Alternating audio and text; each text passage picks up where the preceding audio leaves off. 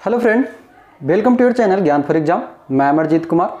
आज के इस वीडियो में आप लोगों के हाई डिमांड पर और जैसा कि कल का जो एक वीडियो आया था हमारा, उसमें आप लोगों को हम पढ़ाए थे ब्रह्मांड। उसी में आप लोगों ने बहुत सारे लोगों ने कमेंट करके ये बताया कि सर इसका अगला पार्ट यानी कि सौर मंडल को भी लेकर आया जाए। तो इसी सौर मंडल को लेकर के आज हम हाजिर हैं।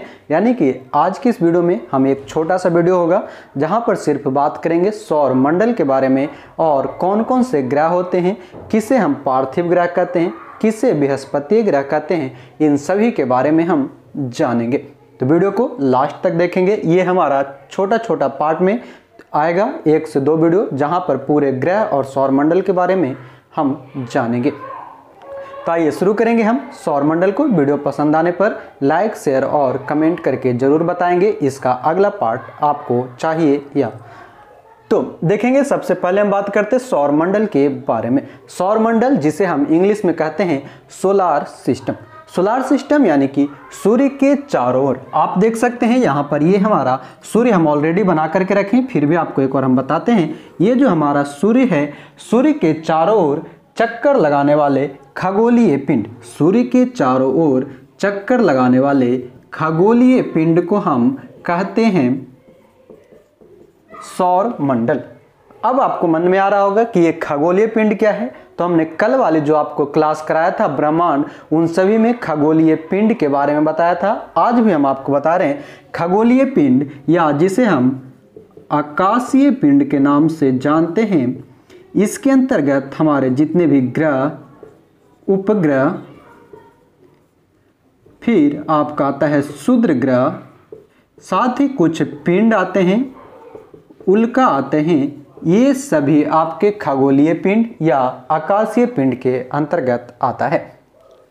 तो इसी सौर मंडल में हम जानेंगे कि जो सौर मंडल सूर्य के चारों ओर के चक्कर लगाने वाले खगोलीय पिंड को हम सौर मंडल कहते हैं। और प्रमुख जो होता है सूर्य, सूर्य जो है प्रमुख रूप से पाया जाता है, और जिसमें सौर मंडल का सूर्य जो है यह लगभग 99.98 यानी कह सकते हैं 99.99% जो द्रव्यमान है यह सूर्य का है।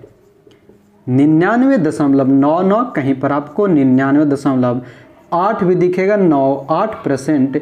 ये सभी जो है द्रव्यमान सौर मंडल में सूर्य का ही है।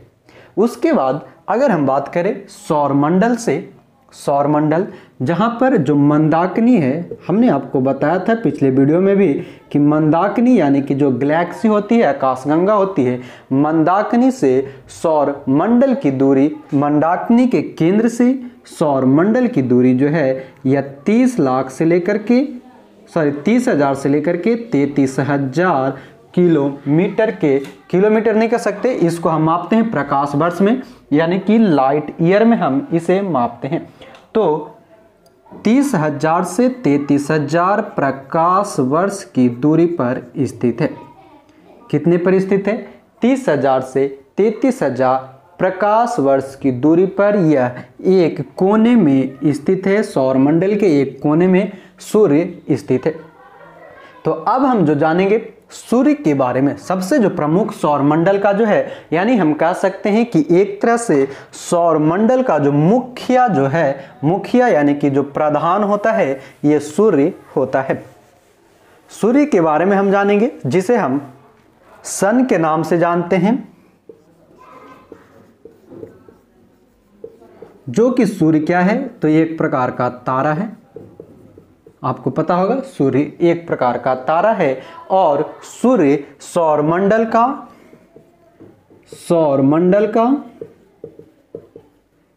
प्रमुख या मुखिया जिसे हम कहते हैं, या प्रधान जिसे कहते हैं, ये होता है। या हम कह सकते हैं सीधी भाषा में कि सौर मंडल का जो बाप जो होता है वो कौन होता है? सूर्य होता है। सूर्य जो है यह दुग्ध मेखला, हमने आपको पिछले क्लास में बताया था कि जो हमारी आकाशगंगा है यह दुग्ध मेखला यानी कि मिल्की वे जो है, मंदाकिनी जो हमारा है दुग्ध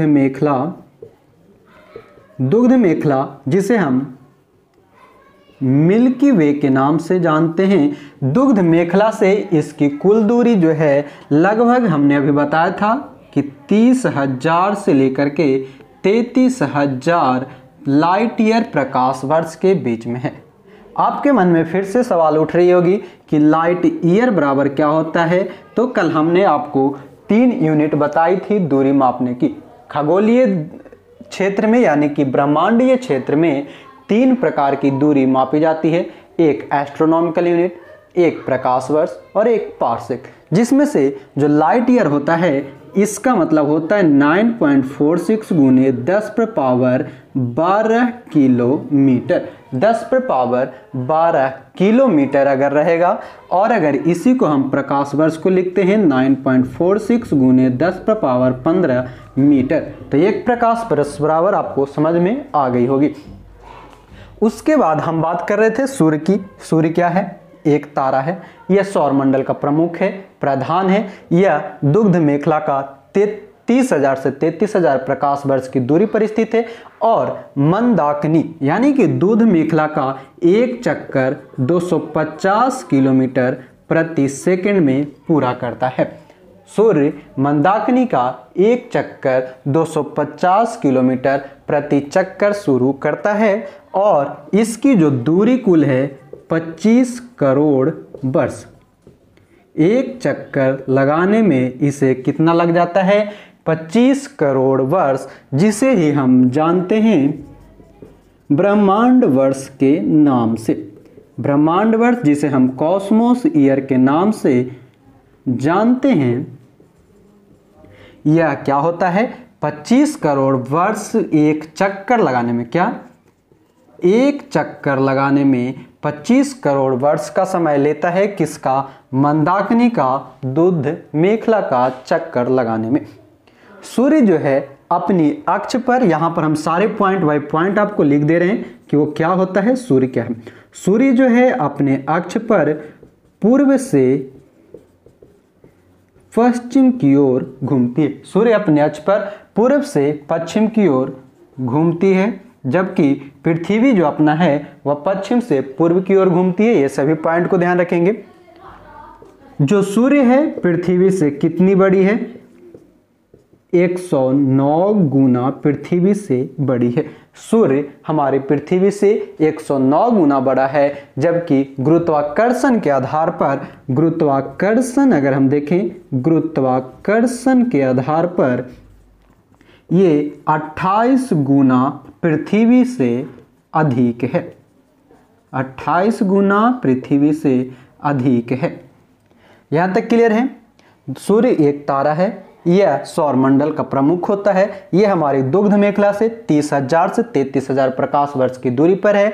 यह हमारी जो दुग्ध मेखला है उसका चक्कर 250 किलोमीटर प्रति सेकंड की दर से एक चक्कर लगाता है और एक चक्कर लगाने में उसे पूरे 25 करोड़ वर्ष लगती है। यानी कि सोच सकते हैं आप ये कितना बड़ा है। और इसी 25 करोड़ वर्ष को हम कॉस्मोस ईयर, जिसे हम ब्रह्मांड वर्ष के नाम से जानते हैं। सूर्य जो है पूर्व से पश्चिम की ओर घूमता है और पृथ्वी से 109 गुना बड़ा है। सूर्य का गुरुत्वाकर्षण पृथ्वी से 28 गुना अधिक है। सूर्य एक कैसा गोला है? तो गैसीय और प्लाज्मा के रूप में, सूर्य एक गैसीय और प्लाज्मा के रूप में एक गोला है। गैस की अगर हम बात करें सूर्य के अंतर्गत मुख्य रूप से हाइड्रोजन, सूर्य के अंतर्गत मुख्य रूप से हाइड्रोजन जो कि लगभग 71% है। उसके बाद हमारा आता है हीलियम। हीलियम जो है लगभग 26.5% है। बाकी के कुछ अन्य तत्व जो है, अन्य तत्व जो 2.5% है। क्लियर है? 71% यानी कि सबसे ज्यादा हाइड्रोजन, हीलियम सब 26.5% और अन्य तत्व 2.5% के रूप में आता है। फिर आपसे एक प्रश्न पूछ लिया जाता है कि सूर्य का जो प्रकाश है, सूर्य का जो प्रकाश है पृथ्वी तक आने में कितना समय लेता है? तो सूर्य का प्रकाश हमारे पृथ्वी तक आने में कुल 8 मिनट 16.6 सेकंड का समय लेता है। 8 मिनट 16.6 सेकंड का समय लेता है। कहीं कहीं पर आपको ये 8 मिनट 17 सेकंड भी देखने को मिलेगा, 8 मिनट 17 सेकंड भी देखने को मिलेगा। और इसका जो प्रकाश हो गया कितना, 8 मिनट 16.6 सेकंड में, कहीं पर आपको 8 दशमलव यानी कि 8 मिनट 17 सेकंड दिखेगा, कहीं पर 8 मिनट 16 सेकंड भी दिखेगा, तो इसे ध्यान रखेंगे। फिर कहता है कि सूर्य पृथ्वी से कितना किलोमीटर दूर है।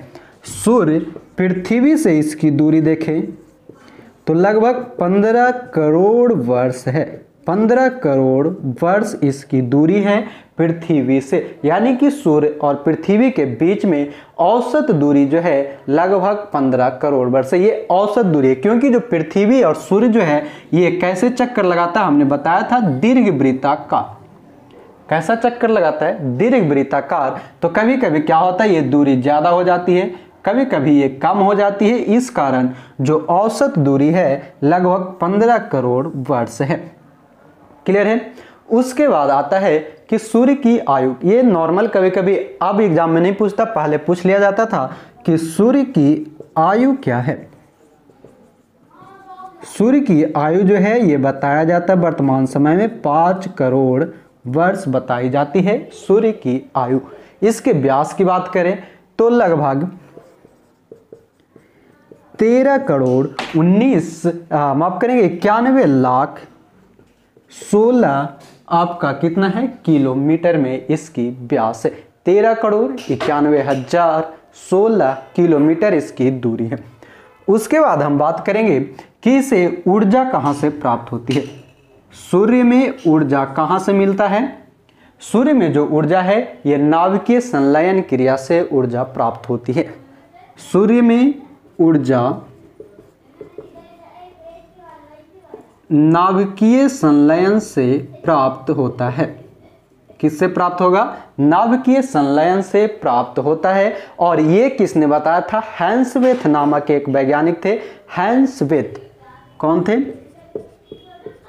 हैंसवेथ नामक वैज्ञानिक ने ये बताया कि सूर्य का जो ऊर्जा है ये नाभिकीय संलयन से प्राप्त होता है। नाभिकीय संलयन का मतलब ये होता है, एक नाभिकीय संलयन होता है, एक नाभिकीय विखंडन होता है। तो जब छोटे छोटे दो कण एक दूसरे से जुड़ते हैं उसे हम संलयन कहते हैं। और जब कोई एक बड़ा कण एक दूसरे से बड़ा कण जब टूटता है तो उसे हम विखंडन कहते हैं। तो सूर्य में जो ऊर्जा का स्रोत है वह नाभिकीय संलयन होता है, यानी कि दो छोटे छोटे कण आपस में जुड़ते हैं। उसके बाद एक और प्रश्न आपसे पूछा जाता है, ये हम अभी बात करें सारे कुछ सूर्य के बारे में। सूर्य का जो एक दिखाई देने वाला भाग होता है, सूर्य का जिस भाग को हम देखते हैं, दिखाई देने वाला जो भाग है उसे हम किरीट के नाम से जानते हैं। किरीट को इंग्लिश में कोरोना भी बोलता है। वर्तमान कोरोना वायरस से इसे रिलेट नहीं करेंगे। ये सूर्य का बाहरी भाग जिसे हम देखते हैं उसे सूर्य किरीट के नाम से जानते हैं, कोरोना के नाम से जानते हैं, जो कि एक्स किरण उत्पादित करता है। कोरोना एक्स किरण को उत्पादित करेगा और इसी किरीट को जानते हैं सूर्य के मुकुट। सूर्य के मुकुट के नाम से किसे कहा जाता है, तो किरीट को, कोरोना को कहा जाता है, मुकुट के नाम से जाना जाता है। एक प्रश्न आपसे हमेशा एग्जाम में पूछा जाता है कि सूर्य का केंद्रीय भाग, सूर्य का केंद्रीय भाग, सूर्य का केंद्रीय भाग क्या कहलाता है, तो इसे हम क्रोड के नाम से जानते हैं, कोर के नाम से जानते हैं। सूर्य का जो बीचला भाग होता है, केंद्र होता है, उसे हम कोर या क्रोड कहते हैं। यहां तक क्लियर है। उसके बाद कभी कभी आपसे एक प्रश्न पूछ लिया जाता है सौर पवन के बारे में। क्या प्रश्न पूछे जाते हैं, सौर पवन के बारे में। सौर पवन जहां पर हम कह सकते हैं कि जब सूर्य के कोरोना से निकलने वाली जो भाग होती है, प्रकाश होती है, उसे हम कहते हैं सौर पवन। सूर्य के कोरोना से निकलने वाले, जिसे हम प्रोटॉन्स भी कहते हैं, प्रोटॉन्स जो निकलता है उसे सौर पवन के नाम से जाना जाता है। और प्रोटॉन्स कहाँ पे रहती है, तो हाइड्रोजन के नाभिक में प्रोटॉन्स मौजूद होती है। यहां तक क्लियर है। उसके बाद एक प्रश्न और आपसे पूछा जाता है कि एक आपने सुना होगा या कहीं पर आपने पढ़ा होगा ऑरोला बेरियालिस और ऑरोला ऑस्ट्रेलिसिस। उसे हम यहां पर लिख रहे हैं ऑरोला बेरियालिसिस, ठीक है। एक होता है ऑरोला ऑस्ट्रियोसिस। ऑरोला बेरियालिस और ऑरोला ऑस्ट्रेलियोसिस ये दो भाग होते हैं सूर्य में जो कि ज्वाला उत्पन्न करता है। और ये ज्वाला उत्पन्न करता है तो जो ऑरियोला बेरियालिसिस है यह उत्तरी ध्रुव पर, कहां पर, सूर्य के उत्तरी ध्रुव पर, जबकि जो ऑरोला ऑस्ट्रेलियोसिस है यह दक्षिणी ध्रुव पर पाया जाता है। ये दक्षिणी ध्रुव पर पाया जाता है और इसे हम वहां पर ध्रुवीय घर्षण भी कहते हैं। यहां पर सूर्य के अंतर्गत हम इसे ध्रुवीय घर्षण कहते हैं। और ये कैसे उत्पन्न होता है, तो वायुमंडल और सौर पवन के घर्षण से ये उत्पन्न होती है, जिसमें उत्तरी ध्रुव पर ऑरोला बेरियालिसिस और दक्षिणी ध्रुव पर ऑरोला ऑस्ट्रेलिसिस बनते हैं। इसे एक बार हम फिर से समझेंगे। सूर्य के बारे में हम बात कर रहे थे सूर्य को। मेरा मकसद सिर्फ ये है कि आपको कम समय में ज्यादा जितना हो सके उतना दिया जाए। तो एक बार फिर से इसे समझेंगे, उसके बाद हम जानेंगे सौरमंडल के पिंड के बारे में। तो सूर्य की बात कर रहे थे, तो सूर्य क्या है, एक प्रकार का तारा है जो कि सौरमंडल का मुखिया होता है। ये हमारे दुग्ध मेखला का चक्कर 250 किलोमीटर प्रति सेकंड के हिसाब से लगाता है और एक चक्कर 25 करोड़ वर्ष में लगाता है, जिसे हम कॉस्मोस्फीयर या ब्रह्मांड वर्ष के नाम से जानते हैं। सूर्य अपने अक्ष पर पूरब से पश्चिम की ओर घूमता है, जो कि पृथ्वी से 109 गुना बड़ा है और सूर्य का गुरुत्वाकर्षण पृथ्वी के गुरुत्वाकर्षण से 28 गुना बड़ी है। सूर्य एक गैसीय और प्लाज्मा के रूप में रहता है। सूर्य के अंदर गैस के रूप में हाइड्रोजन 71%, हीलियम 26.5% और अन्य गैस 2.5% होती है। उसके बाद हमने बताया कि सूर्य का जो प्रकाश है हमारे पृथ्वी पर आने में 8 मिनट 16.6 सेकंड का समय लेता है। सूर्य की जो दूरी है पृथ्वी से 15 करोड़ वर्ष है। सूर्य की आयु जो एक लगभग नापी गई है वो 5 करोड़ वर्ष है और इसका व्यास 13,91,016 किलोमीटर है। उसके साथ साथ हमने बताया कि इसमें ऊर्जा किसके कारण होती है, नाभिकीय संलयन होता है। और जितने भी ग्रह अभी हम जो पढ़ेंगे ये सभी को ऊर्जा कहाँ से प्राप्त होती है, ऊर्जा सूर्य से प्राप्त होता है। फिर हमने बताया कि सूर्य का दिखने वाला भाग किरीट के नाम से जाना जाता है, कोरोना के नाम से जाना जाता है, जो कि उसका मुकुट भी कहा जाता है, सरताज कहा जाता है।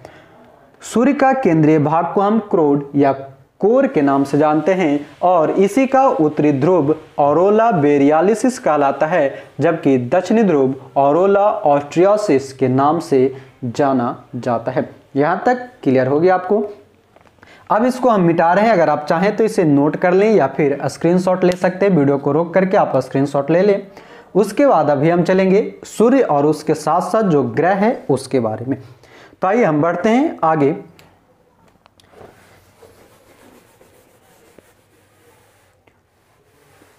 आगे चलते हैं, जहां पर अब हम देखेंगे कि कौन कौन से जो ग्रह हैं, पारंपरिक ग्रह किसे कहते हैं, जो हमारा इंटरनेशनल खगोलीय जो क्षेत्र है, संघ है, वो ग्रह को किस रूप में परिभाषित करता है, इन सभी चीज को हम जानेंगे। तो अब हम जानेंगे कि सौर मंडल का जो पिंड होता है, पिंड यानी कि इसके जो भाग होते हैं इसके अनुसार क्या क्या होता है। तो हमारे यहाँ यानी कि एक है IAU, इंटरनेशनल एस्ट्रोनॉमिकल यूनियन, जिसे हम संघ के नाम से जानते हैं, अंतर्राष्ट्रीय खगोलकीय संघ IAU के अनुसार 2006 ईस्वी में प्राग सम्मेलन होती है। क्या होती है, IAU के द्वारा 2006 में एक प्राग सम्मेलन होता है। ये प्रश्न बहुत इंपॉर्टेंट हमेशा पूछ लिया जाता है। सम्मेलन होता है ये प्राग कहाँ स्थित है? चेक गणराज्य में। चेक गणराज्य में ये प्राग सम्मेलन होता है 2006 में, जहां पर ग्रहों को फिर से परिभाषित की जाती है, परिभाषित की जाती है ग्रहों को। और इसी के बाद जो हमारे सौर मंडल में ग्रह हैं, कभी कभी प्रश्न ये पूछ लिया जाता है कि 2006 से पहले हमारे सौर मंडल में कुल कितने ग्रह थे? तब 2006 से पहले 9 ग्रह थे, जबकि वर्तमान समय में हमारे पास कुल 8 ग्रह हैं। ऐसा क्यों हुआ? तो IAU ने हमारे जो सौर मंडल में ग्रह हैं उनके लिए एक नया परिभाषा दिया। और ग्रहों के गति को नियम किसने दिया था? जॉन्स केपलर ने। ये हमने कल की वीडियो में बताया है। अगर आप उसे नहीं देखे हैं तो ब्रह्मांड को एक बार आप जरूर जाकर के देख लें। बहुत ही कम समय में उसे पूरी जो ब्रह्मांड है उसको निचोड़ करके हमने वहां पर बता दिया है, तो उसे भी जरूर देख लेंगे। IAU ने 2006 में प्राग सम्मेलन में ग्रहों को परिभाषित किया और इसके अनुसार उसने क्या किया? ग्रह को 3 भाग में बांट दिया। ग्रह को इसने क्या किया? 3 भाग में बांट दिया। ग्रह कहने का मतलब यह है कि वैसा पिंड जो सूर्य की परिक्रमा करेगा, वैसा पिंड जो सूर्य की परिक्रमा करेगा, जो अपनी ऊर्जा जो है यानी कि ऊष्मा है वो सूर्य से प्राप्त करेगा, और ग्रह का अपना गुरुत्वाकर्षण क्षेत्र होना चाहिए। ग्रह का अपना गुरुत्वाकर्षण क्षेत्र होना चाहिए। मुख्य रूप से ये 3 बातों के अनुसार IAU ने, इंटरनेशनल एस्ट्रोनॉमिकल यूनिट ने, ग्रहों को परिभाषित किया। क्या? वैसा पिंड जो सूर्य की परिक्रमा करता हो, वैसा पिंड जो अपने ऊष्मा और ताप सूर्य से प्राप्त करता हो, वैसा पिंड जिसका अपना गुरुत्वाकर्षण हो, वो कहलाएगा ग्रह। इसी आधार पर इसने, IAU ने इसे कितने भाग में बांटा? 3 भाग में बांट दिया। एक होता है परंपरागत ग्रह, दूसरा बांट दिया इसने बौने ग्रह, और तीसरा बांट दिया इसने किस रूप में? तो कह दिया आकाशीय पिंड यानी कि क्षुद्र ग्रह, जिसे हम बोलते हैं लघु पिंड, जिसे बोलते हैं लघु पिंड, लघु पिंड के रूप में डाल दिया। ये 3 रूप में बांटा। पहले हम परंपरागत ग्रह को जानते हैं। तो परंपरागत ग्रह हमारे पास कुल 8 हैं। वर्तमान समय में 2006 के बाद परंपरागत ग्रह हमारे पास कुल 8 है। ये 8 ग्रह आपके कौन कौन से हैं? सबसे पहले आता है बुध, फिर शुक्र, पृथ्वी, मंगल, बृहस्पति, शनि, अरुण और वरुण। ये 8 ग्रह बुध, शुक्र, पृथ्वी, मंगल, अरुण, बृहस्पति, शनि, अरुण एवं वरुण, ये सभी हमारे परंपरागत ग्रह हो गए। उसके बाद जो बौने ग्रह के अंतर्गत लाया, इसमें आपका जो प्लूटो था, प्लूटो पहले गैस के ग्रह के नाम से था, जिसे हम यम भी कहते हैं। उसके बाद चेरॉन और सेरस नाम का 3 बौने ग्रह के रूप में लेकर आया। उसके बाद जो लघु पिंड होता है, लघु पिंड के अंतर्गत जितने भी आप हमारा उल्का पिंड, छोटे छोटे जितने भी उपग्रह हैं, ये सभी को हम लघु पिंड के नाम से जानते हैं। जितने धूमकेतु हैं, उपग्रह हैं, छोटे पिंड हैं, इसे हम लघु पिंड के नाम से जानते हैं। यहाँ तक क्लियर है? परंपरागत ग्रह 8 होते हैं, बुध, शुक्र, पृथ्वी, मंगल, बृहस्पति, शनि, अरुण, वरुण। बौने ग्रह के अंतर्गत प्लूटो, चेरॉन, सेरस। एक आपसे कभी कभी पूछ लिया जाता है 2003 UB 213 क्या है? UB 213 क्या है?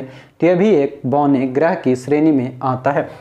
213 नहीं 313, 200 नहीं 313 जो क्या है? एक बौने ग्रह के अंतर्गत आता है।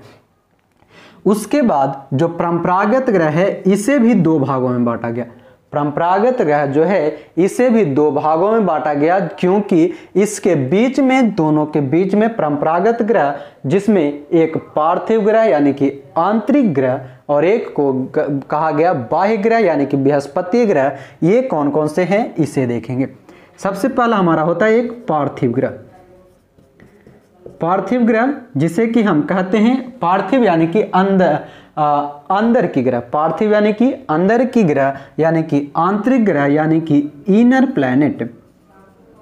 इनर प्लैनेट के अंतर्गत कौन कौन से आता है हमारा, तो इनर प्लैनेट के अंतर्गत जो यहां आप देख रहे हैं सूर्य, इस सूर्य के जो सबसे नजदीक के जो चार हैं, इस सूर्य के सबसे नजदीक के जो चार ग्रह हैं और बीच में जो सूर्य ग्रह पेटी है, इसके पहले की जो है सूर्य से नजदीक बुध, शुक्र, पृथ्वी और मंगल, ये हमारा पार्थिव ग्रह या आंतरिक ग्रह के नाम से जाना जाता है। दूसरा बांटा गया इसे बृहस्पतीय या बाह्य ग्रह के नाम से। दूसरा ये जो हुआ बृहस्पतीय ग्रह, जिसे हम बाह्य ग्रह भी कहते हैं, बाह्य ग्रह कहते हैं यानी कि आउटर ग्रह, आउटर प्लैनेट। ये कौन कौन से हो गए, तो ये हमारा सूर्य हुआ। सूर्य से शुद्ध ग्रह के बाद की जो चार ग्रह है, जिसे हम बृहस्पति, शनि, अरुण और वरुण के नाम से जानते हैं, यानी कि ये हो जाएगा हमारा बृहस्पति, शनि, अरुण और वरुण के नाम से जिसे हम जानते हैं, ये हमारा बृहस्पतीय ग्रह के नाम से जाना जाता है। बृहस्पतीय ग्रह को हम बाह्य ग्रह भी कहते हैं। यहाँ तक क्लियर है। यहाँ फिर से एक और समझेंगे। जो सूर्य के पहले चार नजदीक बुध, शुक्र, पृथ्वी और मंगल, बुध को हम इंग्लिश में मरकरी कहते हैं, शुक्र को वेनस के नाम से जानते हैं, पृथ्वी को अर्थ कहते हैं और मंगल को मार्स के नाम से जानते हैं। ये चार हमारा क्या कहलाएगा, पार्थिव ग्रह के नाम से जाना जाएगा। आखिरी के जो चार आते हैं जुपिटर, सैटर्न, यूरेनस और नेपच्यून, इसे हम कहते हैं आंतरिक ग्रह यानी कि बृहस्पतीय ग्रह के नाम से जानते हैं। बृहस्पति, शनि, अरुण और वरुण ये बृहस्पतीय ग्रह होते हैं। फिर आगे चलेंगे।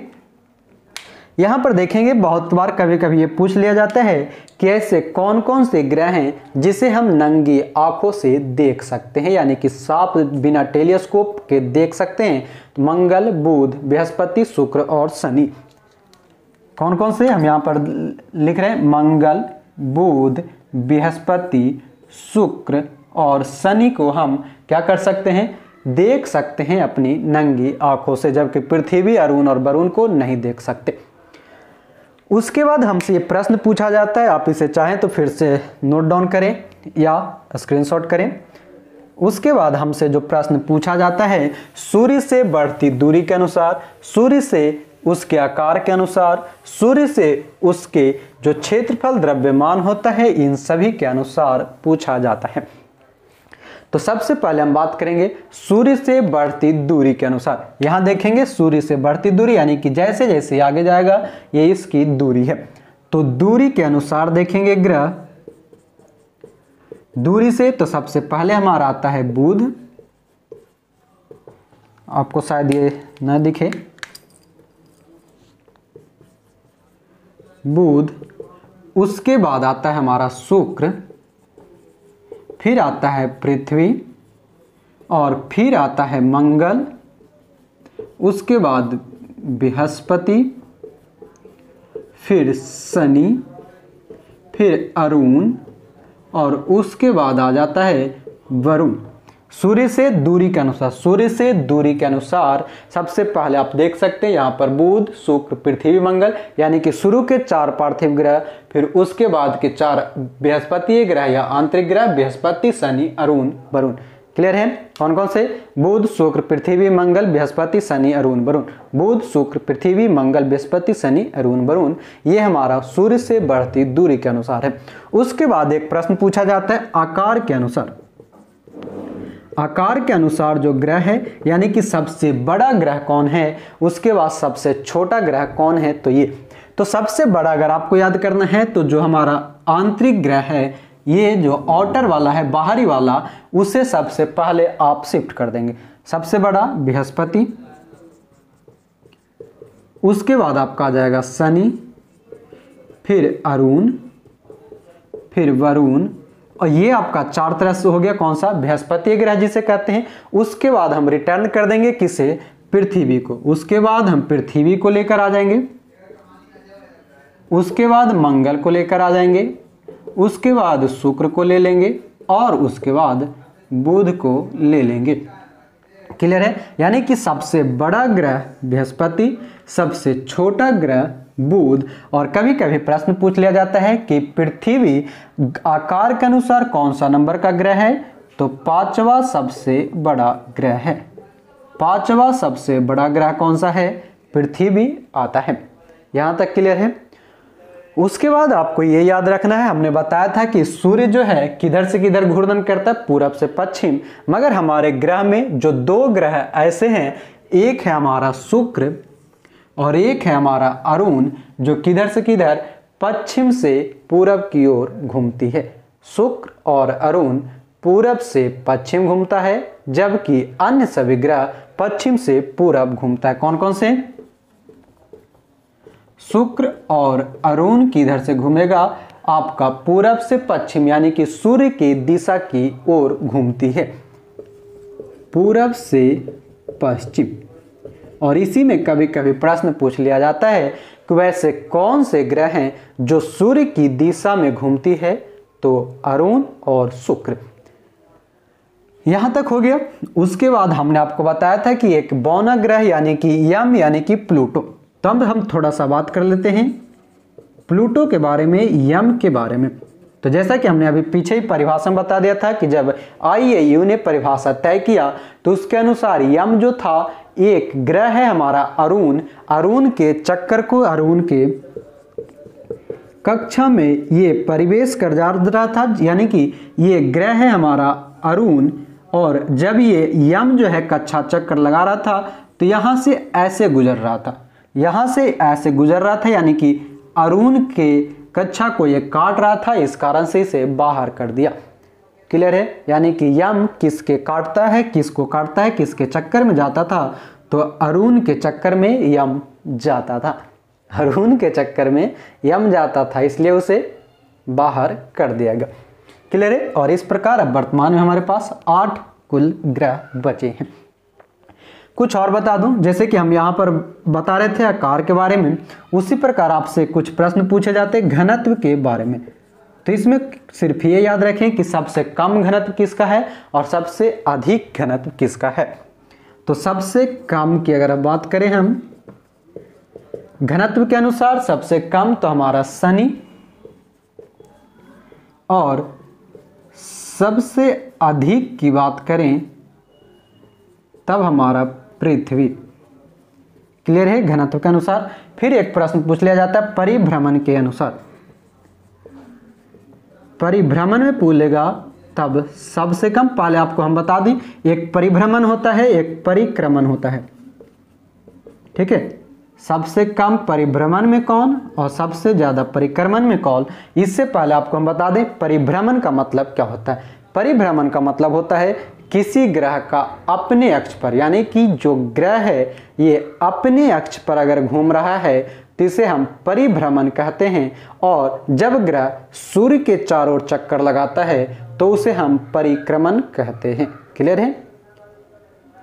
परिक्रमण यानी कि जो सूर्य के चक्कर लगाता है, सूर्य के चारों ओर चक्कर लगाएगा, उसे हम परिक्रमण कहते हैं। और जब ग्रह अपने अक्ष पर चक्कर लगाएगा उसे हम परिभ्रमण के नाम से जानते हैं। तो हम बात कर रहे थे परिभ्रमण के अनुसार सबसे कम, तो परिभ्रमण के अनुसार जो है सबसे कम बृहस्पति का